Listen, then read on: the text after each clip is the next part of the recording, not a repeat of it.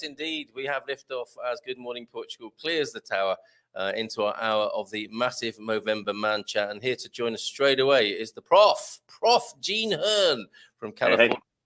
Hello, thank you so much for staying up. Well, you had a little bit of a snooze, didn't you, Gene? And you're staying up late for us to talk to us on this auspicious occasion. So thanks for doing it. How are you?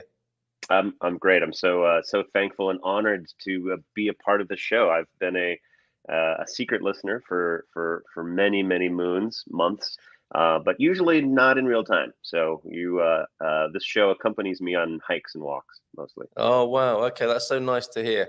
Do feel free to send us a photo of your lovely hikes and walks whilst you're listening to the show. That would be superb, and we'll put them on the screen, and then you can enjoy them again. Maybe exactly. While you're great, perfect. All right, and Hank's already giving you a kind of greeting here. What are we going to get? Some cool ER stories. You slipped and fell on a what? Probably not on this occasion. That maybe they might invite you to the man cave for some of that for sure. But you very kindly. Yeah, I'm sure you do. You very kindly offered to step in with a medical perspective here on how men really present themselves in a medical situation. This is a criticism. This is what Movember's about, isn't it? To get men to open up and discuss these things and to be more diligent in perhaps in their self-awareness and self-examination. What's your view on this, Gene?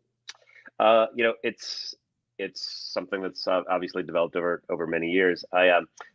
Full disclaimer, I'm an emergency medicine physician. So half of my patients are men.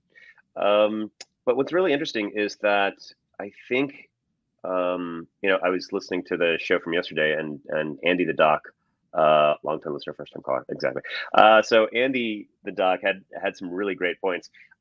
Men's health, I think there are some global issues, and then there are some sort of system, individual organ systems issues that we might discuss that are, I think, probably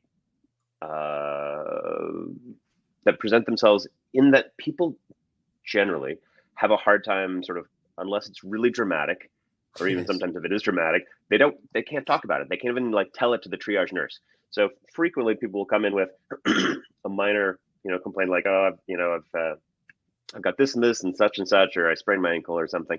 And literally I will spend, 20, 30 minutes, wrapping up everything, doing all their charts, or here's a prescription, or you need an x-ray. And they're like, hey doc, there's one more thing I need to talk to you about. I'm like, we literally call it the out the door question. You're like, grab the door and you're like, all right, take care. And, follow up. And they're like, doc, there's one more thing. And you're like, oh, here it is. So I've now, gone to so is there anything else? Is there one more thing you need to tell me? Because that's frequently it. And, and frequently it involves, something, maybe exposure, STD, or something strange. And they're like, there's this thing happening. I need to talk to somebody about it, but I didn't want to say it out loud. I didn't want to, even though, and I think that's part of it. And so I think there are specific issues, specifically about screening. Exactly. The Columbo question. Well done. So there are health screening questions or health screening issues that I think men are particularly terrible at. Yeah. We just have a few bits of plumbing that are different from the rest of the population. And that makes, screening in about those areas really difficult to talk about and to do. And so testicular cancer is actually one of the big ones that we are horrible at. And I cannot tell you how many young men I've seen who have they had a mass or they had something and they didn't want to say anything, because they were maybe they were in their early 20s, or, this is sort of the classic, and their chief complaint is respiratory, something, they're prolonged cough, or they're having some weird shortness of breath, or weight loss, or what we call secondary symptoms in the emergency department. And you take a chest x-ray and you're like, what the heck is going on in your lungs? And we're like, whoa, stop. And then we do what we call the nook and cranny exam. We're like, let's just something strange here. So and we're like, okay, so this, there's something on your testicle. Have you noticed this before? And it starts the conversation of this is already metastasized to your lungs because you didn't pay attention to it. You didn't want to talk about it. No one encouraged you to do testicular exams throughout your life. And I mean, I cannot tell you how many times people come in when it's not too late. I mean, testicular cancer is treatable. It's not great, but after, like, things have already metastasized, and so that's a classic one. I wouldn't, Yes. as Andy said yesterday, I wouldn't recommend people do their own prostate exams. I realized that after I suggested it, I realized that wasn't maybe such a good idea, but I'm like, no. no. But those are the sort of those are the classic ones where people typically aren't willing to talk about things. And then the one we really haven't talked about is the mental health one. And that is super dramatic. In that, the whole notion of sort of talking about being vulnerable, talking about your needs, talking about sort of, when you're not going, you're going through a rough patch, like, people just don't do that. And what's really challenging, and I think James mentioned this before, is that the suicide rate for men is actually quite significant. And men, and the suicide success rate, rather, that men typically are more successful in committing suicide. And what's really sad, is that the older you get, the higher the suicide rate. And so, it's actually sort of it's sort of crazy, but like over age 85, the suicide rate is actually quite high. And the risk factors, the risk factors are crazy. I mean, it's like social isolation, some sort of chronic disease, and this, a sense of like losing independence and that sort of thing.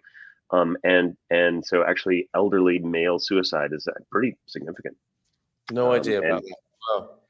Yeah, and of course in the United States, it's, people who are older are have access to, or many people, not just old people, have access to firearms, and so that's pretty significant. Nice. And so older people also are more methodical about how they plan their suicide, so they're typically more successful, because they're like, this is, no idea. It's really sad. I'll share an experience actually of mine.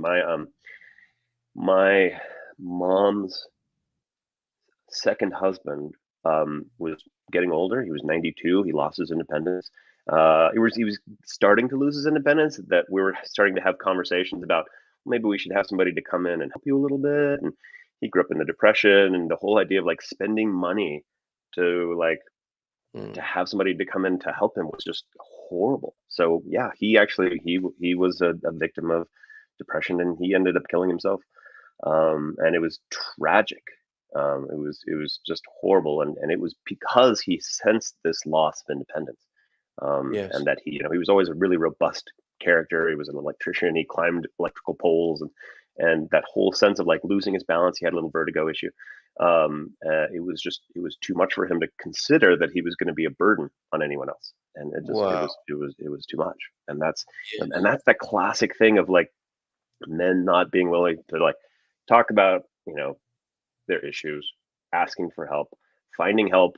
Like, people don't know like where to reach out for mental health resources and that sort of thing. And I think that's actually that's fairly common, that people aren't willing to make those to make those connections, and to reach out and find out like what's actually available for you. COVID's been really interesting because it's allowed people, a lot of healthcare workers have been able to sort of reach out for mental health resources, and I think that has opened up a lot of conversations about burnout and resiliency and that sort of thing. And so that crosses gender lines, obviously, but it allows people to maybe start talking about some of those needs.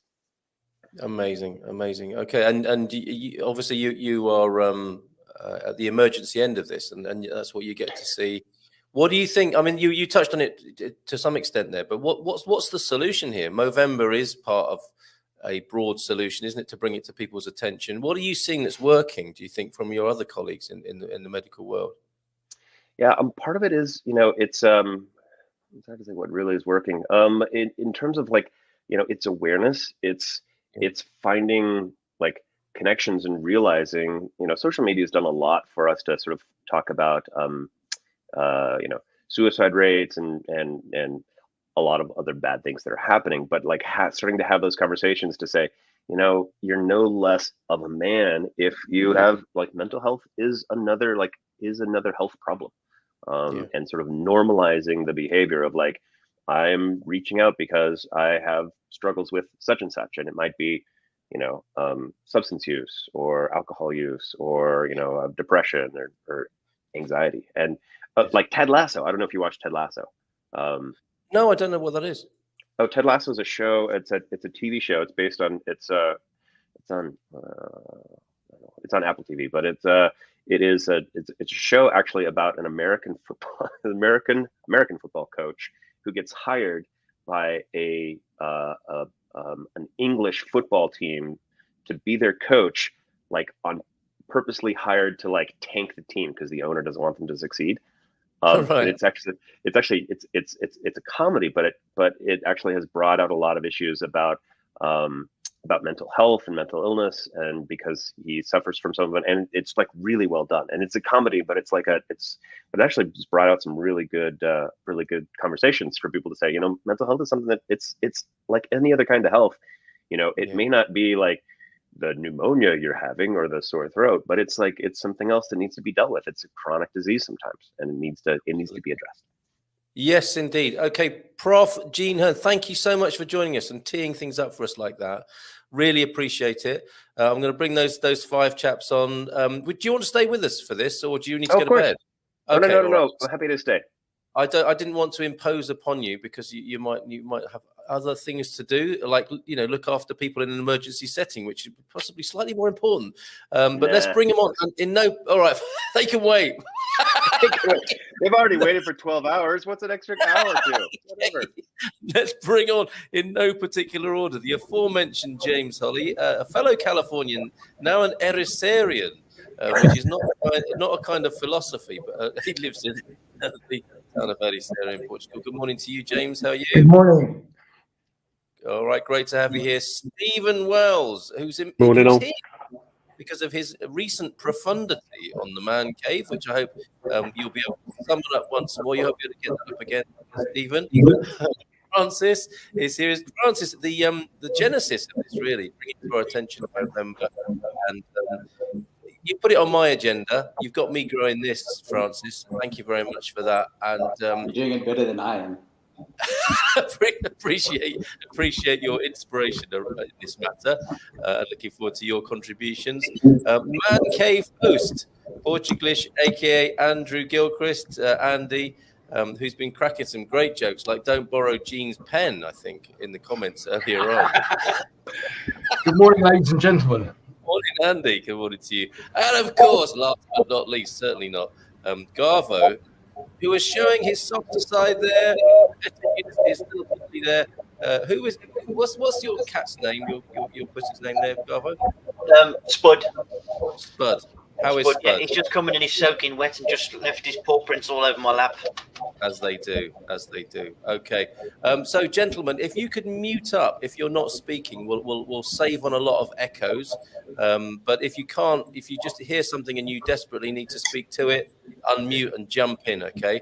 But Stephen, somebody said about you that you said something really incredible in the man cave. Is it possible to sort of summon that spirit back up again? Yeah. It was in the closing statements of whenever we do a man cave at the end, we always have a little round the room of how's everyone been, what's it been like. And we'd mentioned Movember a couple of times, either throughout the show or within someone's closing statement. And for me, it's growing a moustache, and it's a lot of different arenas you see this in. You see the raise awareness side of it. Lots of people talk about it and say, oh, we should be talking about this. Well, yes, we should. And the fact that we've ended up here and we're now talking about it is great. But in the man cave, my question was, what are we doing about it? And especially with Movember, there's, as you showed on the Portugal website, there's 3 or 4 or 5 different things that Movember now covers. I don't know which one it started out as, but I've been watching a couple of YouTube channels where they've been going down the prostate cancer. And in the man cave, we were talking about mental health, and it's what is the message that people are getting out there by growing a moustache. And for me, it's the mental health side.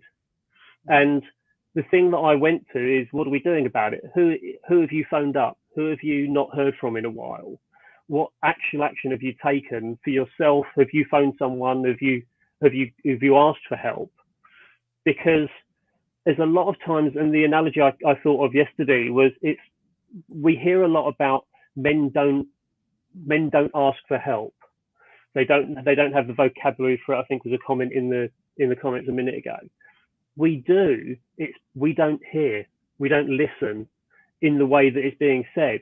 If I go quiet, if I withdraw, that's me asking for help in my head somewhere. And people reaching out, that when you're in a good place or a better place, to go, oh, I haven't heard from Carl for a while. Should I give him a call?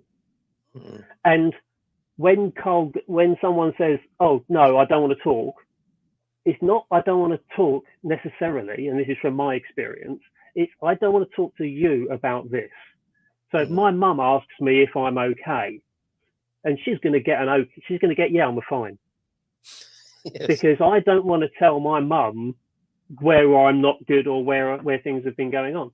So even within a group of friends, if I say to Garvo, is Carl okay?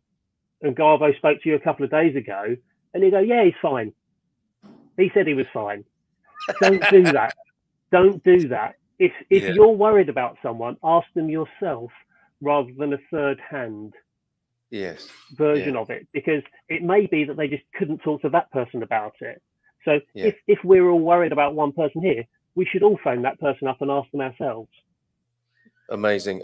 So don't leave it. Sort of don't hand off the concern. Yeah, don't do the passive side of it. If someone's drowning, they're flapping about in the water. We don't talk about how many life vests there are. We do something about it. Yeah, and we all do so. We don't go, oh no, they're stood next to one, we'll leave it to them. We should all be doing something about it. Well said. So there's an action point for us there to just act on that thing. If you are concerned about somebody, actually, I've done this in the last couple of days. I thought about people and just thought, instead of just thinking, I should drop them a line and see how they do. So you would encourage that, Stephen, and that's the point being made there, as well as growing a moustache. Because I think, Gary, wasn't it Linda who said this? You blokes are just doing all this facial hair business and you're not really actually changing anything. It was actually. She saw the article we were on about, and said, well, yeah, I can see that you've grown a beard or your moustaches, but what does that mean to people? What does it say? How do you explain the message? It's not very clear. It's just a load of lazy blokes growing whiskers, really, to the lazy blokes growing whiskers. Okay, that's one of the reviews we've had so far then, to go alongside reaching out and actually doing something, as Stephen says there. Andy, we heard from you as well. I don't know how much you want to talk about this, and I understand if you don't want to, but you had a difficult situation from work which prompted a lot of concern from the rest of us, and is certainly connected to this. Andrew? Yeah, very unfortunate, as I work in academia. This month of November, we had a student commit suicide, and it seems to be quite a cruel thing in the UK where the funerals, there's such a backlog of processing this sort of end of life event. It takes between 2 and 3 weeks to get a funeral kind of coordinated and executed, but carried out. And so this funeral was yesterday for the student. So it's kind of like you've got the first kind of shock and awe of this event. Then you've got a period of kind of processing it. And then you've got the next wave of shock and awe. It's like, oh, it's actually real, because now there's the funeral to kind of deal with it. So that was yesterday. So again, it's been a bit of a glum week at work. Obviously, this has been rough on the students, but also on the staff. I've also, not that they'll watch, but I will commend my colleagues immensely for the work they've done this month as well. But also, it's part of our role as, if you like, as not only teacher, if you like, but it's also social worker, mentor, elder, model. Right? It's a kind of, we wear many hats in the role that we do, but again, we're only human. We can't maybe influence or reach out to everyone. It also kind of feels a bit of a failure. But there's two things there. You know, you make the claim or state that we're only human. I mean, that's pretty helpful in many ways, isn't it? To say that and to acknowledge that we are only human and we're all struggling with these same sort of issues together. And what might the solutions and helps be in that? But yeah, I mean, what a terrible situation. And to me, hearing about that, you know, what do you say to young people? In the aftermath of something like that, I think we have to have something good and useful to offer them, as well as, you know, taking care of their, you know, like with the way that you work, Jean. There's the emergency, and then there's the long-term care, isn't there? And perhaps Movember is an emergency thing, and we need to be considering deeply the long-term care. Talking of which, James Holly is a psychotherapist, takes care of people's long-term mental health. I would like to think. What's your view on this, James? So much. I did want to address part of this is the how do I want to put this? Men tend to not want to go very deep in their thinking around relationship. So this "how you doing, man" goes to "I'm fine." But if we go a little deeper and get vulnerable and transparent and honest, "I'm concerned about you, and I'm wondering if anything's going on that I might be able to help with." Yeah. That's an honest, vulnerable, transparent communication that makes it very difficult to go, "I'm fine." Because even in that statement, you're going to see it in that your friend's eyes that he's not fine, because he knows at that point, he knows he's lying to you because you've gotten deeper. You've asked a true question about his well-being. So, and that goes to so much historically, how we're trained as boys to not do that. Very little of it is actually our DNA. There's very few differences between males and females researched along the way. But where we become very, very different is in the training we get as we grow up. And boys are trained, we got to have it all together. We're not supposed to be weak. If we're sick, we're weak. If we don't have an answer, we're weak. There's all this stuff that puts us in what I call the man box, which leads to this lack of communication, this lack of vocabulary and language to use to support each other. So the big piece of it for me always is awareness, raising awareness and education around it.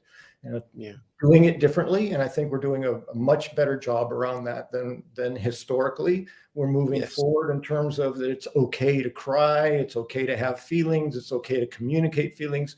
It's getting better, but we're still dying by killing ourselves at a more successful rate, a faster rate than women. Right. Statistically, and I'll leave it at this, the second leading cause of death, teenage death in the United States is suicide. Second to car accidents. Yeah. Right. Car accidents usually due to alcohol, but that's a pretty stunning statistic. It is, isn't it? At both ends of life. As Jean was saying there, I didn't realize that about older men and at the teenage end, these two incredible times in life where you think people might be enjoying life to the fullest in their respective ways. The glory of life as a teenager and the reflection on life as an elder. How sad it is that people are in that state. Jean, I'll come back to you. I just want to include Francis very quickly, but we'll definitely come back to you, Jean, in just a moment. Francis, you might have a perspective, a national perspective. You tune in from Cape Town most mornings, and we're very grateful to you for that. I think as well, it could be youthful good looks, or that you just are a bit younger than the rest of us here. You may have a sort of younger man's perspective on that. What's your view on this, and are you glad to be here? I'm glad to be here. It's very cool to be part of this, and I'm honored to be part of it. And yeah, I think that I took the route of growing a moustache in the beginning. And I think in the beginning it was about testicular cancer and prostate cancer. And from there it progressed and it became more about men in general and men's health in general. And the one thing that, I've talking about Gene in him saying Ted Lasso. In this year and watching the first season and into the second season of that show, I've seen so much of myself in Ted Lasso. It's a guy who keeps quiet, wants to be positive, wants to be the strong one, wants to hide his emotions and not let anybody know, not let anybody in. And as a result, a guy who is the most positive of positive people is falling apart. And, you know, I'm going to throw in a quick thing that I got a scare in August this year. I was standing at my work desk and some news came to me and I got quite angry in the moment and I just collapsed. I lost my legs, I lost my arms, I lost everything. I just fell on the floor. And, you know, in movies, you always see a panic attack as something where somebody hyperventilates. But I had some of the symptoms of tunnel vision, and I completely lost my legs. I fell to the side of the desk, and I held myself between two counters, and then my arms gave in, and I fell on the floor. I broke a glass next to me. I couldn't move. I couldn't get to my phone. I couldn't let my wife know that I'd fallen. And at that moment, I feel like life changed completely. Like I never thought I'd have a panic attack. I always thought I was the guy that would always have it together, because I'm positive. I'm always finding the bright side of life, you know. And when that happened, I just realized we're fragile as men. No matter how strong we are, no matter how strong we want to be, no matter how together we want to show ourselves, we are still fragile. And at the moment, there's so much we put on ourselves. And I remember I had a big work deadline. I had a lot of stuff going on. It was my wife's birthday coming up, and I just collapsed. I had no idea. She drove me back that evening, and I just stared out the car, and I just had no idea what had happened to me, because I hadn't been to the doctor yet. I thought something had happened with my heart, and it was just too much at that point. And I think Movember takes on a whole new meaning for me now, because I might not suffer from the others. Granted that I'm also quiet and I haven't gone to the doctor and said, well, can you check this? Can you look at that? Can you make sure? Because I'm too proud, or it's awkward. But yeah, to the point that I realized, well, maybe the mental health side of things is the part that strikes home, especially watching Ted Lasso with a new set of goggles, because I did watch it a second time, to say, wow, this guy had a panic attack, and he was the nicest, sweetest, most positive guy. Amazing. And it can happen to anyone. That's clearly. Wow. And we need to know what happened next. I mean, did you got checked up, and what was it thought to be? I went to the doctor the next morning, and he said that not all panic attacks are a hyperventilating state. It can happen that your whole body just shuts down, and my body just shut down, and it was a panic attack. Yeah, I think I did. I had a hard reboot. Yes, Yeah. a hard reboot. Wow, that's one way of looking at it for sure, isn't it? Thank you, Francis, so much for that, and thanks for initiating this, because you were the sort of beginning of this. Vitor Costa saying bonjour, and Rebel Mama. I was thinking of things we have on TV in the USA called PSAs, public service. There is a PSA count, isn't there, to do with the prostate? But this is public service announcements. Maybe they do have them, and I haven't watched TV in years. Yes, I'm going to ask them. This is about, I think, checking. Elra's got a great suggestion. Have your significant other do a check and return the favor.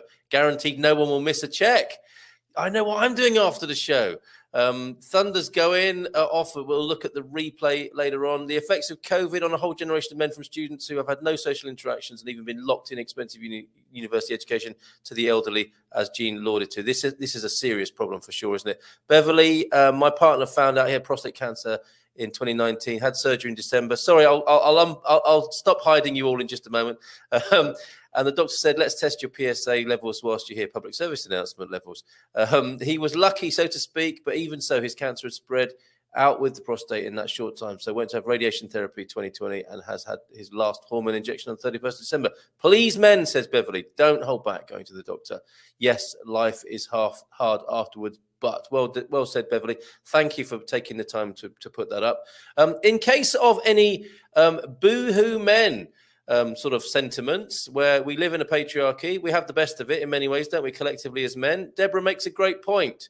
The patriarchy hurts men as much as it does women. So proud of you all. The paradox is strength is in being vulnerable. Thank you for that, Deborah, for that shout out and reference to the patriarchy there. Gene, you wanted to add something before? Yeah, thank you. I just want to say to Francis, thanks. That was amazing. I mean, thank you for sharing that. That was, again, I think the issue is that we need to normalize that these things happen. I spent many years in my career being the program director for the residency, the training program for emergency residents. They're the specialty training for ER, and I spend a lot of time counseling my residents and referring them to people, and part of it was like, look, we all have issues. Sometimes we think we need to think of mental health as a short-term fix, like.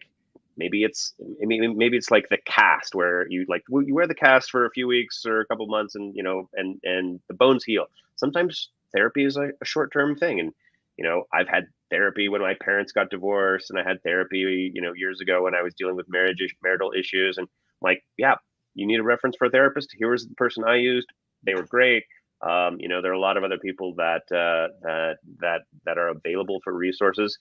And it is totally fine to say, look, it's okay to reach out. It may just be a short-term thing. And a lot of times people think about going into therapy as being like you have diabetes. Like it's a forever thing. It doesn't have to be, but sometimes people need to learn the communication tools or learn how to talk about their feelings or how to talk about certain aspects of their life. And that can be a short-term thing. And people just need the tools, and we need to normalize the idea that people can reach out. Thank you, Gene, for that. Go on, Garvo. Please jump in, fellas, because I know it has turned into a bit like. But what's really lovely, we are looking at the massive Movember Man Chat. Instead of just growing tashes, we're actually talking about it, not just talking about it. There's some personal testimony here, which is really important. And it's not a panel of men trying to fix things instantly and trading opinions and trying to win over each other yet. But this is a great start and a fine example. So well done, chaps. But I don't need to chair this necessarily. Say what you've got to say. Speak out. Garvo's next. I had a bit of a sleepless night about today because it's a thing that's very, very close to me. This is I've known people who have committed suicide. You work with the military and you see some tremendously damaged people. I've had friends. And you realize certain things and certain factors. It's now one big sort of picture as why men try to commit suicide. It's a whole range of things, really. But from the moment that we're born, and being old school, you're taught as a man to be tough and, responsible and all the things that probably we shouldn't be. But we also are quite competitive with each other as men. And we find it difficult sometimes to be open and talk about our problems because that makes us not so competitive because we're weaker in our own minds. We bless them on the man cave, right? We do this in a different way. We can still talk about our problems, yeah. We can still talk about this, that, and the other, and we still compete. We still compete for our viewpoints and the way we do things and what we say, but we do it in a safe environment. But I know that these two guys at the left and the right, if I'd got a problem now, I could dial them up, talk to them, and they would listen. They might not be able to solve the problem, but just talking to that person because I trust them now, because in a sense I know they've got my back, is a great sort of asset. And there's a key to it, right? One of the best things you can say to a bloke is, "Don't worry, I've got your back. Yeah, whatever happens, I'll be there for you." That's a big thing. That's a big thing because then that shows trust building up, and trust amongst men is very important. And that's what we do, or try to do every week, really. And we formed our little club, a little brotherhood. So the more members we get to talk in our little club, and the more we can protect each other, the better. That's the way that I see it. Cheers, Garvo, and let's get Andy to talk about that now, because so the idea there is that if men are competitive and you want to talk about your problems, you can have a competition who's got the worst problems. Is that how it works, Andy? Well, sometimes it might be like, oh, you were poor, you were lucky, kind of thing, like that Monty Python sketch. Yes. But the reality is, again, some background to those that haven't seen the Man Cave. Maybe there's some ladies or some new watchers that kind of don't know the background. Is Carl used to host the Man Cave with Frank as well, wasn't it? Yes, Agavo. That was the original lineup. Yeah, Agavo. Yeah, sorry. When I first sort of happened across it, within a few weeks, Carl was like, I'm gonna stop doing this. I've got a life to have and kids and everything else. And so I kind of stuck my hand up and said, I think there's value in this. I'll carry on with it. And it's just a kind of resource, if you like, more than anything. That if you are planning to migrate to Portugal, or if you've migrated to Portugal, maybe this is a kind of completely separate bunch of people that you can befriend or talk to or confide in or hang out with. Because I guess some people, they move countries, they might have a bit of a different existence to what they've come from. They might not have the network of people they had from another country, or you might want to do some networking, or they might just want to have someone they can chat to. So I saw the kind of value in maintaining this, and again, I do this for the laugh, really. But on the more serious side of things, is like we have built a little community of guys, haven't we? And I've always tried to make this as a safe space. It's respectful, but there's banter, and we can be frank as we like, as far as I'm concerned. And also, if someone wants to outreach, privately, then I'm happy to speak to anyone. Absolutely, more than happy. Thank you, Andy. And maybe Man Cave will only be in my hands for so long. Maybe someone else might want to take the reins for a while, or I have no plans in stopping doing it for sure for the moment. But it would be nice to think that this would be a kind of self-sustaining entity that will be there ad infinitum, maybe for people that either are interested in Portugal, or guys that maybe want to do some guide chat, or separate to their kind of current network, or something like that. So. Thanks, Andy. Let everybody know when it's on. So how do people tune in? How do people become a part of it? Well, it's we've got an expat Man Cave (Portugal) group on Facebook, and I post the links there. It's also on YouTube. It's streamed through my YouTube channel, which is capital letters Portuglish, which is what was on my banner down below me. And also, if you go to my Portuglish, you can find my email if you want to join the actual guest on the Man Cave.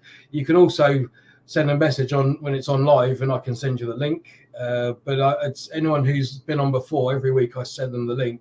But the nice thing is it's kind of purely optional. It's a drop in. So sometimes, like some of our regulars are busy on that weekend, so there's other people jump in. It's not the same faces. Typically, it's fairly mixed. There are some regulars. Joel is the only, I think, main staple, and we love Joel. Joel's amazing. Yeah. It's anyone's welcome. It's a safe space. We won't judge or sorry, Garvey, go on. I've just got a question I'm going to throw in there because I don't remember things too well these days. I'm getting on a bit. I wanted to ask this, that if we look at a woman's response to emotion, it's usually, and it's difficult to generalize, but they can express emotion a lot better. They'll talk to friends. They'll blow a bit of steam off. They'll get some consensus, really. And blokes don't normally do that. But like I said, as we're brought up as children and young men, it's almost like you're encouraged to suppress your emotions. So do we ever really emotionally develop as people? And when something traumatic comes along, right, it hits you like a steam train because we're not really used to it. And we can't vent that. So what do we do with that? Now, as far as emotional maturity is concerned, I'm always going to be 12, right? In my own head, I'm always going to be a 12-year-old. I've noticed that. when I get situations, probably I don't react to them as well as I should, and I tend to try and find a way to vent that situation. And many men only know aggression, because that's one way they can only throw it out. So just interested to hear the panel's views on that one. An excellent point. Just saying poo-poo when bad things happen, Garvo, is not a very appropriate or mature response, but we're working on it. Francis, I know, wanted to add something, then we'll come to you, Stephen. I just wanted to say that we had something a while ago where we did exactly what happens in the man cave. And we used to have a couple of guys that got together, and beer is the excuse. So you get together for beers and you all talk around the table, and it's very surface level. And we called it a mandate, by the way. So it had to happen. It was a mandate. It was like, it worked out well. And then you found that guys would talk to each other, you know, when things got a bit difficult, or when it was too loud, and they started to, they realized they needed it. They realized they needed a group of guys that could get together and actually have a conversation with each other. And with time, you guys joined, and it became a thing. So I agree with you totally. You need to have that sort of thing and make it a mandate. Make it something that you have to do. Okay, brilliant, Francis. And we've got some great comments coming in. Stephen? Yeah, so it kind of ties together a couple of bits that James mentioned and Garve just mentioned. So vulnerability versus competition. Vulnerability to me isn't just about me sharing, isn't about me spilling my guts saying this is how weak or whatever it is I feel. Reaching out to someone and saying, I'm worried about you, and this isn't going to be a competition in the conversation that we then have from that statement, which is where Garve is saying we banter and that, but to be able to turn around to someone and say, I can have a conversation with you, and I'm not going to make these random jokes that we were all making in the comments about Balzac and those kinds of things, because we turn to humor a lot of the time to divert or deflect from the sensation that's going through us. When we're stressed, there's a nervous laugh, and we'll crack a joke to deflect from where we are. So to be vulnerable enough to turn around to someone and say, I can have a conversation with you, and I'll conversation with you, where we can put all that stuff aside, and I'm not going to judge you, I'm not going to ridicule you, I'm not going to humiliate you, and you can say it. And I probably won't have the solution to whatever it is you're going through, but at least we can try and work out what the solution might look like, or where you might need to ask, who you might need to ask for help, or what you might need to do about it, and to take that competition out of it. Again, we're brought up not to be doing that, or we're not taught how to do that, rather than we're not in a place to do it. But being able to communicate that to someone, that you can do that, you are able to do that. And even in the past, I've had conversations with people where it got to the point where I put my hand up and went, I can't cope with this anymore. I'm not going to pretend that I'm the one that can support you in this anymore. So let's find you someone that can support you better. But at least it got them started, and they recognized something that they recognized that I could signpost them to that, rather than I could actually help them. Yeah. Thank you, Stephen. Not being ashamed of being able to provide, and again, we're solution orientated. So if we can't provide the solution, a lot of the time we'll go, I can't do that. Yeah. Well, so let's go to Andy, and then I want to talk to James about the whole thing. Andy, did you not want to add something? Do you want to go to James first? Yeah, because what I wanted to find out with James is some men haven't been to a therapist or a counsellor and might feel uncomfortable about doing so. I wonder if you might sort of moderate that experience, James. I remember the first time I went, it was suggested by a general practitioner in the UK that I go see a counsellor. So I thought, okay, that's fine. And it was one of these counsellors with that does a freebie. It was trainee counsellors, so it was cheap therapy. And I don't mean to diminish the power or usefulness of it. So I got to this place and I sat down, and the guy said, "Okay, so what seems to be the problem," or something like that. And I started crying, and was, I think, crying for quite some time in front of this person and talking to them. And then after about 20 minutes or something, he said, well, this isn't actually the session. I'm just trying to find out which therapist might work best for you. But it was useful. It was useful. James, what's it like going to see a therapist or a counselor for the first time for men who might say, you know, my dad, I'm sure, God rest his soul, if that had been suggested to him by his, you know, he was an ex-copper, national service ex-copper. If a GP had said to him, maybe you should speak to a counsellor, Michael, he'd have said, I'm not doing that. How can we make this easier for blokes to go see a counsellor or a therapist? Yes, I'm really want to address that. But first, I really want to acknowledge what Steve was saying. And that the first thing that hit me as you were talking, Steve, was this is the ultimate having your mate's back. What you just talked about, being vulnerable, saying I'm there for you. I'm not going to make fun of you. I'm not going to put you down. I'm not going to compete with you. I'm going to listen to you. That is the ultimate having someone's back right there. So good job. Was perfect. Yes. What I have found in my practice, and again, I understand a big part of my work is understanding that everything I'm getting is through the filter of the person who's talking to me. I've had teens tell me how horrible their parents are and they don't understand me and they don't all this stuff. And then I meet the parents, I go, no, where are your parents?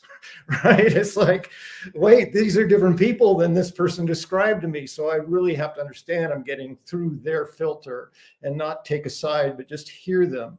That's the other point, is just listening. You don't have to be a professional therapist to help someone who's struggling psychologically, mentally, in whatever way. The biggest healer is your capacity to just simply listen, not fix, not give advice, not joke, just listen. And Carl, I think that's what happened with you. You got into a space where either you felt safe enough to just let it go, or there was no holding you back. You were going to go no matter what. But either way, for 20 minutes, you just held the space and let you have your feelings. And there was something, I'm sure, very healing in that. So all that being addressed, the primary thing I'm noticing in my profession, the difference between men and women who come to therapy, is most men. It's funny because I was a hairstylist before I was a therapist, which is a whole other story. But it was similar in that the men came because their partners said, you got to go, right? You got to go get a real haircut. You got to go get help. If you don't do that, I'm leaving, right? The ultimatum, the push, the final last straw. If I don't do this, I'm a goner. I have to go. I don't need it, but anyway. She thinks so, or he thinks so. Whoever our partner is says, you need help. And I think somewhere deep inside, we know we do, but that's that nature. I have to have it together. If I need help, I'm weak and I can't take care of my partner or my kids. I can't, to me, there's sort of oftentimes I go to the caveman, like this is kind of some of our DNA differences. And for men, part of the reason there's competition, part of the reason we don't reveal where we're struggling is at the caveman level. It means our enemy is going to try to kill us, rape our wives, and kill our children. I mean, on a very fundamental DNA level. So there's something going on in the DNA that I think persists. And then culturally, we tend to build on that rather than learn how to reprogram around it. So the biggest difference between men and women coming to therapy is a resistance to acknowledge that I even need help. Then my job is to create a safe environment, very much like Steve was saying, is in this environment, it's safe to say whatever you need to say, and I will listen. And so in some ways, my job is really easy, other than I like to talk a lot. So I'm kind of I want to say things. I want to advise. I want to educate, but I learn. I just need to be still and listen. So to those partners of men who can use support, who are saying, go get help. And again, to Steve, I can't do this. I've done what I can. I'm not skilled enough. I don't have what it takes. I'm too close to it. Go get help. That kind of support is very powerful. So the question, what can we do? We can encourage the people in our lives. First, we engage that conversation. I'm concerned about you. And I really want to know what's going on. Please tell me. and then listen. We don't have to fix it.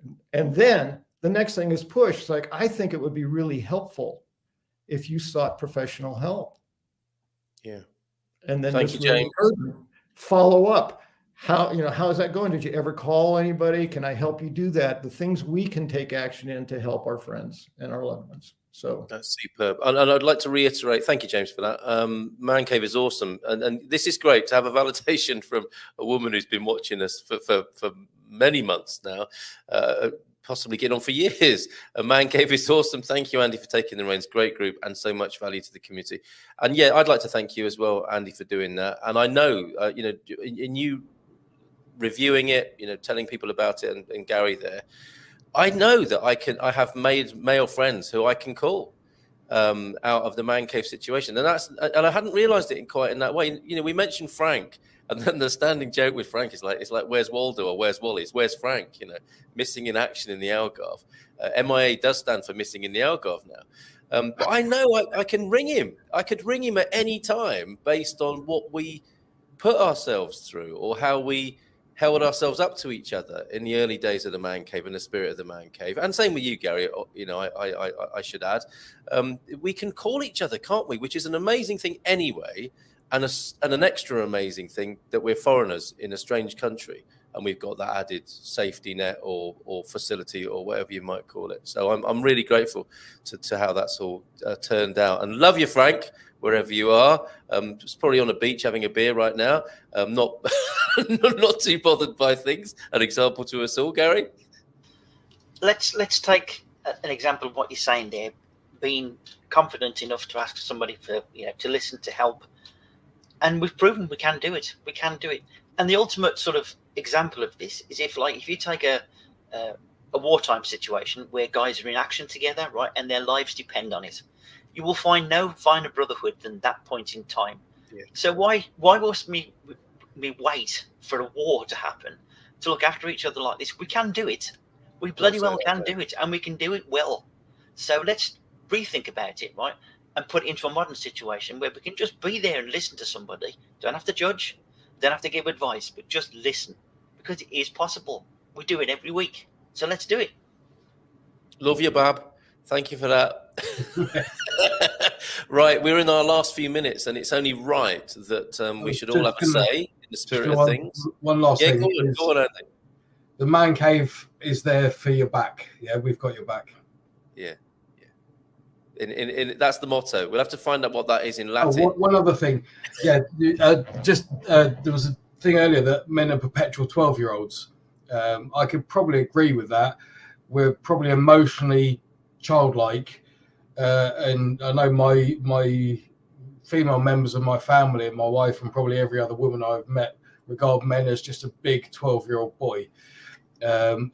Maybe this is the thing that women are fundamentally more developed always, and maybe they should be the ones that we should actually listen to as well.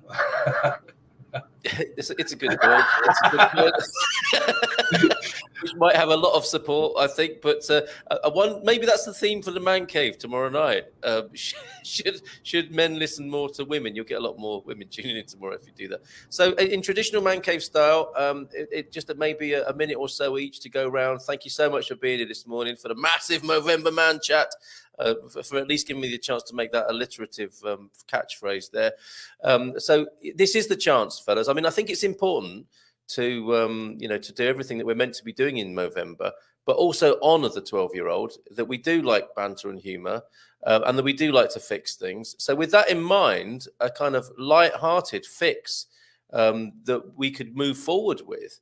Because we have to be our nature as well, don't we? Rather than just trying to deny it, which is what we're talking about here, is not repressing things. So this is a fine at this moment now to fix things in that male way in these last couple of minutes each. What would you say moving forward then? Let's go around the screen. Gene, what would be your sort of? We've done the diagnosis really. What will be the prescription? Sending men out into the world now. I think the prescription is for every single one of us and every single person who's watching this.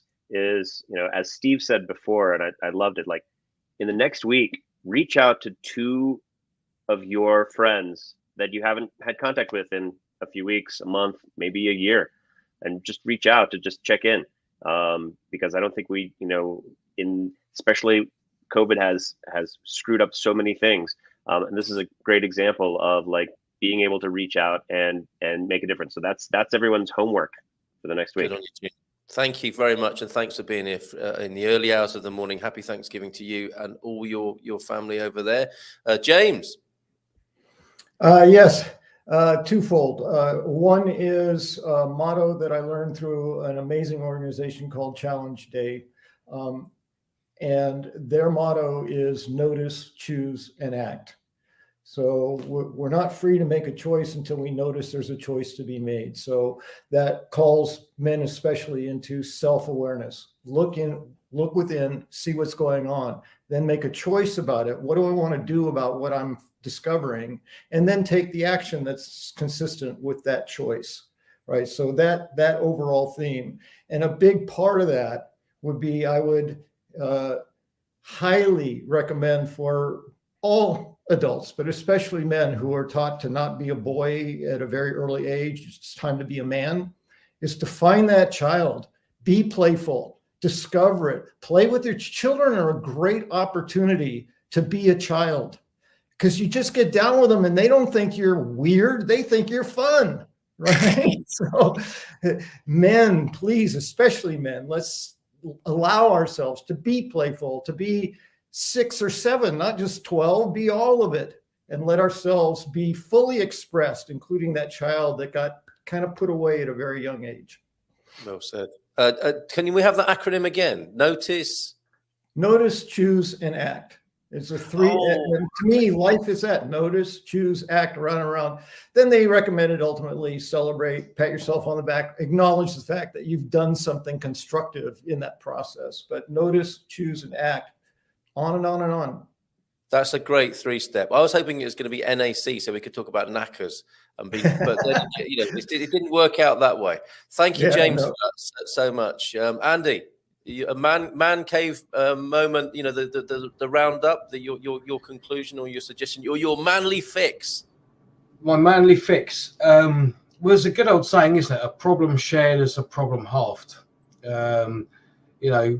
If you know someone or if you think that you want to get something off your chest, get it off your chest. It's not healthy to carry it around. So anyone that you can confide in, or any of our cave dwellers, will be, I'm sure, happy to listen. And also, one last piece of advice: never borrow a pen from Gene. For the most useful takeaway today. Thank you very much for that, Andy. Francis.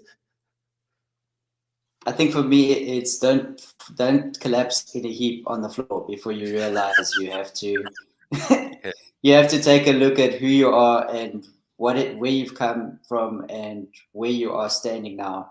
Because I think we had that thing about man up and not being a good thing.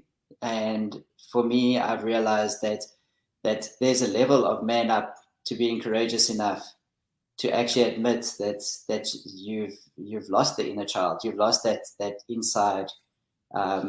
We sit down and we have this naughty banter in the group chat while we're waiting to get to keep those things that make you, and admit when things are tough, and then I think you'll be all right. Many hands make light work. Make light work. Absolutely. Thanks, Francis, and thank you for sharing your personal experience there. A very extraordinary and moving moment there that we can all learn from. Thank you so much, and thanks again for making this happen. Thank you. Beginning, Stephen. Yeah, 2 quick things. Hank just made a comment about, as a fellow mental 12-year-old, the anger is something I deal with.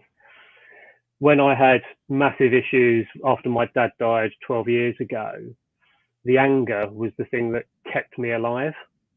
The fact that I could not use the anger, but I felt the anger, it proved to me that I wasn't dead inside. It proved that I did still feel something. It may not have been appropriate.